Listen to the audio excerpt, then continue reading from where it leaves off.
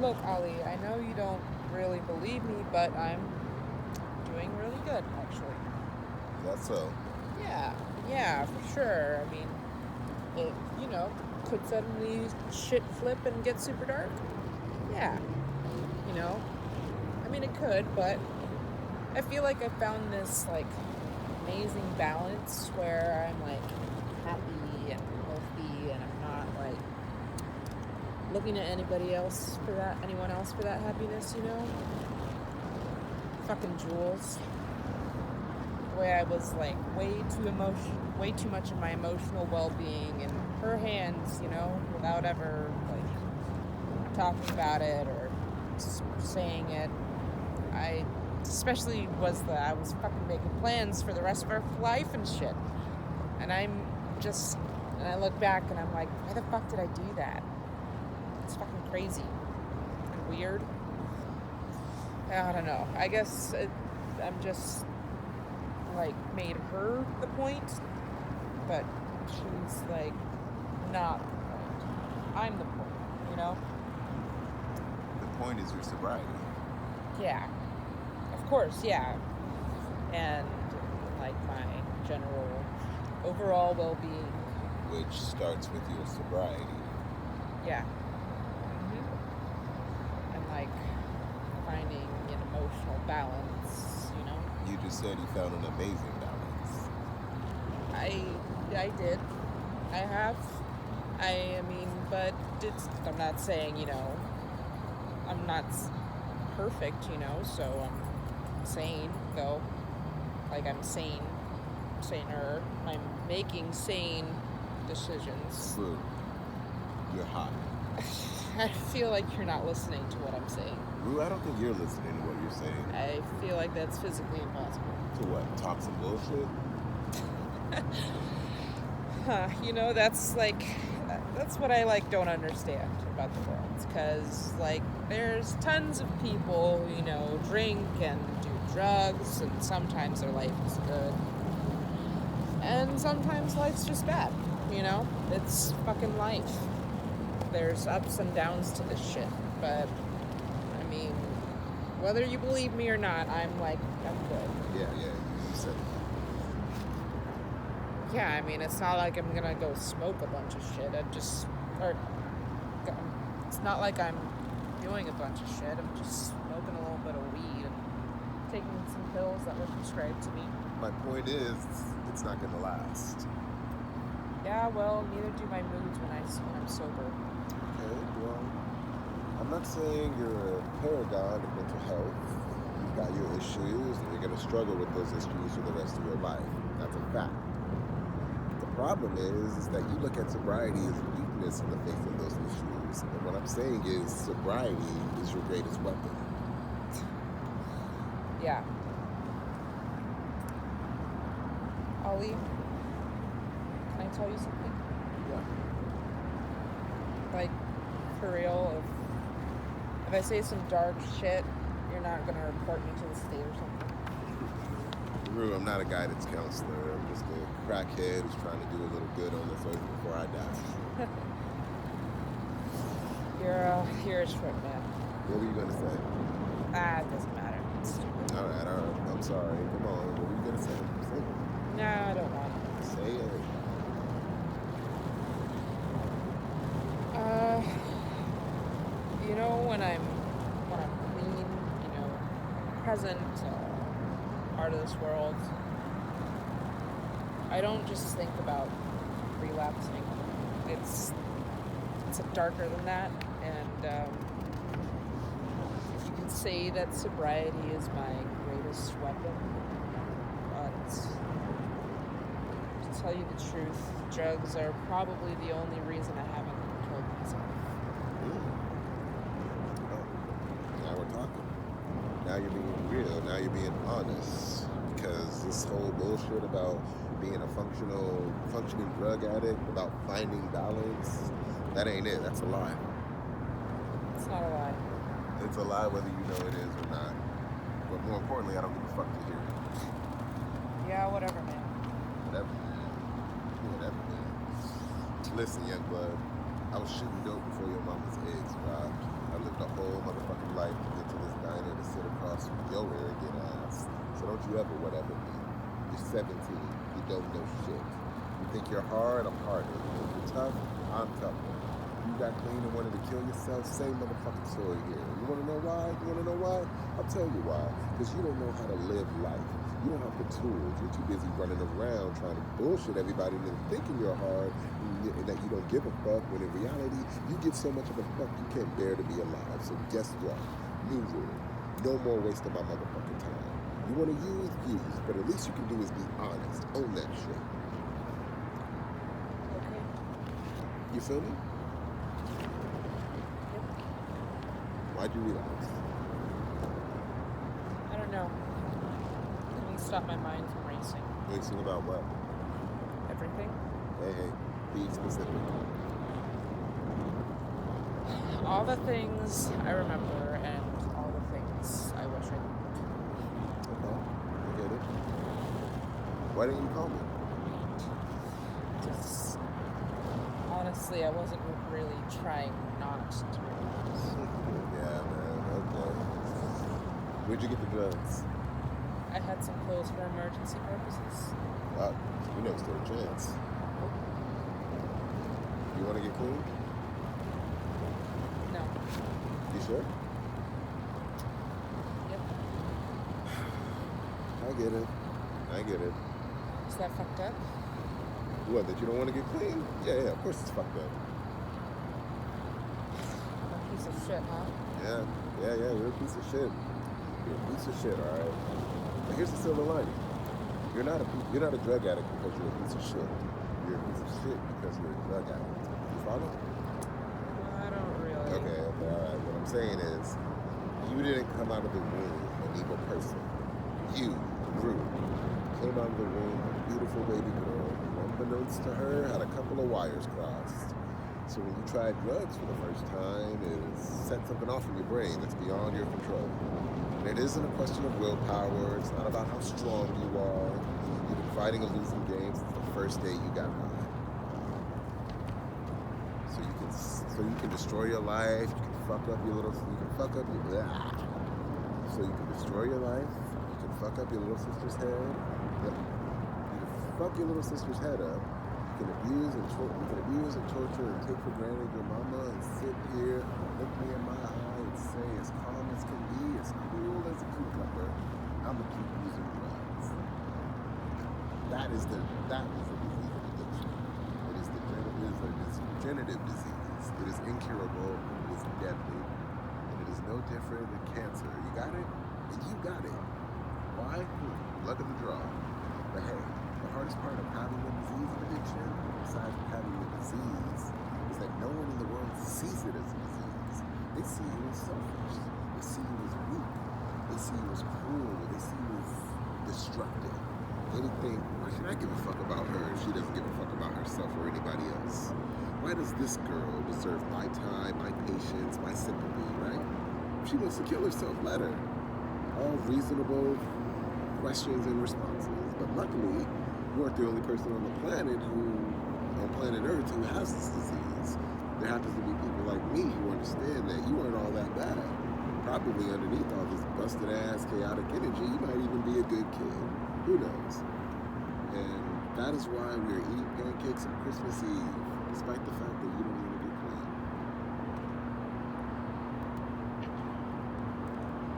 You have daughters, right? Mm-hmm. Where are they? Different places, celebrating with their families. Do you see them often? I've never declined an invitation. Wait, but haven't you been like 20 years? Nah, I was clean for 7 years. Wait, really? Yeah, well, I had 12 years before that, but I got cocky. Started walking around thinking I was invincible. So now I got 7 years. Shit. All right. Wait, how do you relapse after 12 years? You forget how bad it is? Yeah. How long did you relapse for? A year and a half. Oh, fuck. Yeah, fuck. Yeah, right. Oh, shit. Damn. I thought you were gonna say like a day or something. Nah. Once you get back in that cycle, using and abusing, it's inescapable. Especially if you've been clean for 12 years. That's when the disease starts talking. 12 years, Martin, and you ain't never getting that far again. Wait, Martin? Yeah. Who's Martin? Martin is me. What? My name. Your name is Martin. Well, it used to be. What? Before I converted. To what? To Islam. Ollie, I'm super fucking confused. What am I, your first black friend? What are you think, actually from the Middle East? I'm from South Philly. Yeah, but you just don't look like a Martin, I didn't think so either.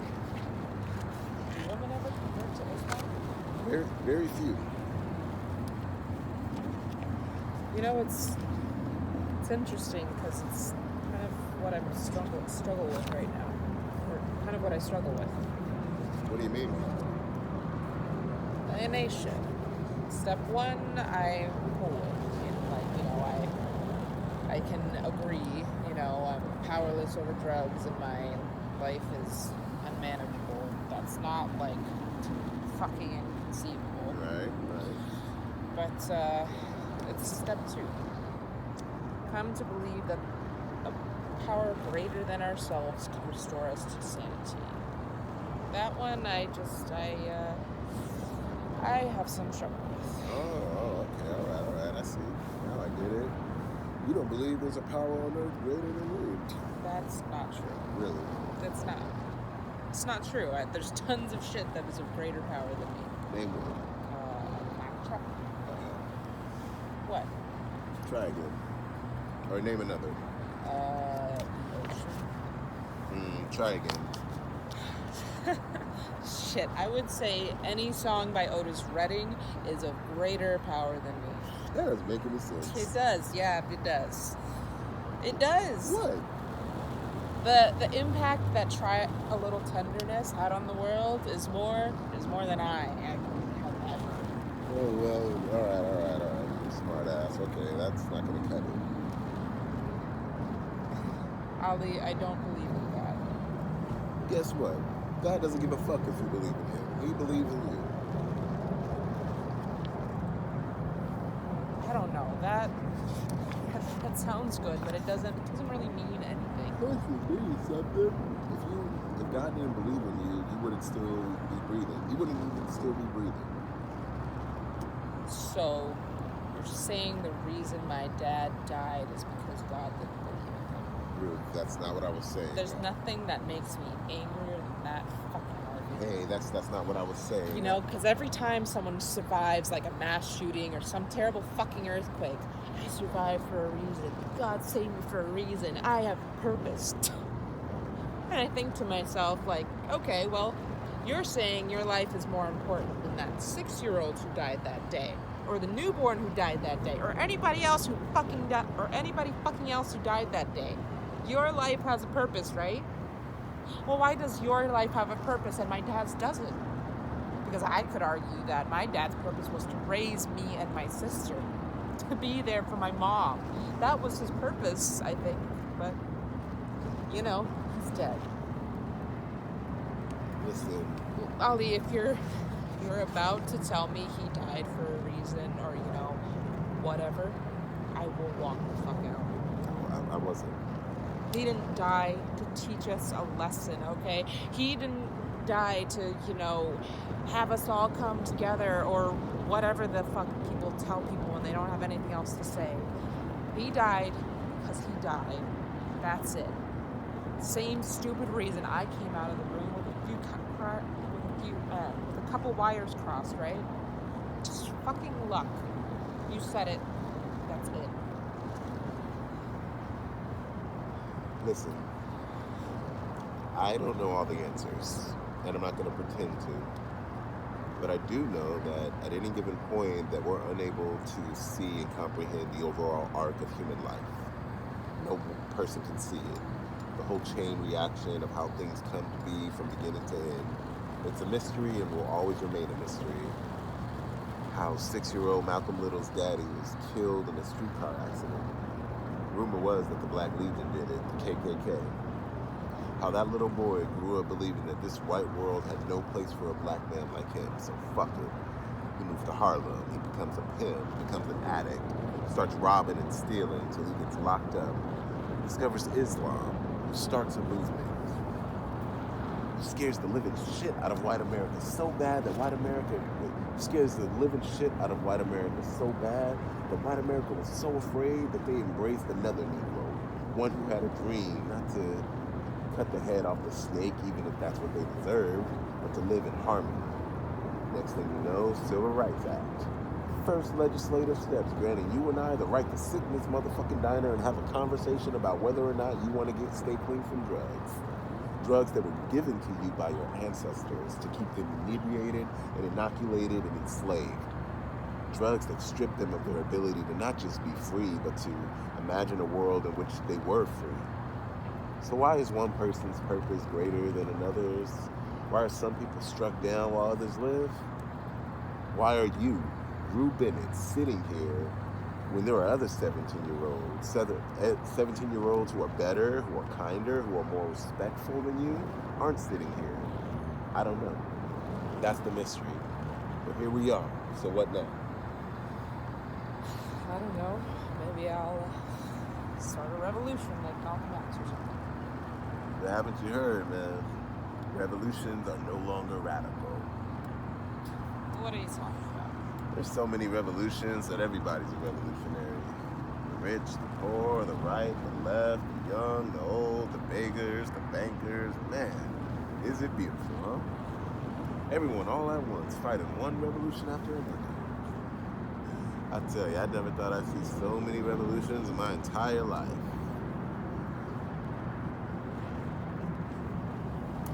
The revolutions are fought and won so damn fast that people don't even have time to implement change because, haven't you heard? There's a revolution. There's a new revolution. I went down to buy me a pair of kicks at the Nike store the other day. And I look up at the wall and I see 20-foot letters, these words, "Our people matter." And I thought, man, this feels good. Here I am, and my favorite shoe store is out here saying, I know you lived a long life, and I know that life ain't been easy. That life ain't always been easy, but here you are at 54 years old, my brother, and I want to say I love you. And I'm like, man, this feels good. And I'm like, hey, thank you, Nike. And I pick up this pair of sneakers, and I look at the price tag, and it says $139.99. And I'm like, I thought Nike loved me. What happened here? I thought Nike loved me and appreciated me in my life. What happened here? And I look around the store and I see a whole bunch of black people, also feeling good. And I see a whole bunch of white people too, also feeling good. And some even, posing, taking pictures with the 20-foot letters on the wall. And shit, yeah, man, straight up.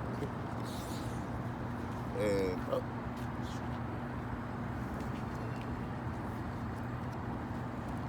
and it could. I just had this on top of that one. Okay, cool. And I just had this feeling. Fuck you, Nike. You don't give a fuck about anything or anyone. Chinese Muslims are sewing these Kaepernick sneakers for 7 cents an hour. You telling me my black ass matters? Give me a fucking break. If rap music wasn't mainstream, if Nirvana was still the most popular band in America, they'd be out here saying depression matters because that's what would move sneakers. Shit. These advertisers are too good. And they've outsmarted us. And at the same time, your generation's full of some mark-ass bitches because they tapped into your phone.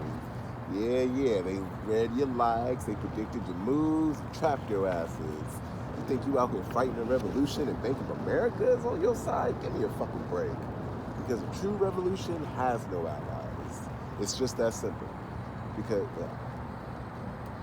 It's just that simple, because a true revolution, not a fast one, not a quick one, not a fashionable one, but a real fucking revolution is at its core spiritual. It is a complete decimation of one's priorities, beliefs, and way of living, and reconstruction in the spirit of, you have to create a new God, or gods, or whatever, but it is imperative that you believe in something greater than yourself, all right? And it can't be the ocean, it can't be your favorite song, and it can't be the movement or people or the words. You've got to believe in the poetry. Because everything in your life will fail you, including yourself. You hear me? That's where you are. You're sick. Your whole system's on the verge of collapse, and the addict in you is trying to sell you on the same shit that got you sick in the first place. And if you keep going the way you're going, you'll rot from the inside out and cave in and die. Until you cave in and die, your only hope is a revolution. But a real fucking revolution, inside and out. But you gotta see through it. You can't half-ass this shit. You just have to commit to it every single day and know that you can always do it better and be better. Because who knows, one day you might succeed. I don't underestimate anyone. Stranger things have happened. Be right back, all right?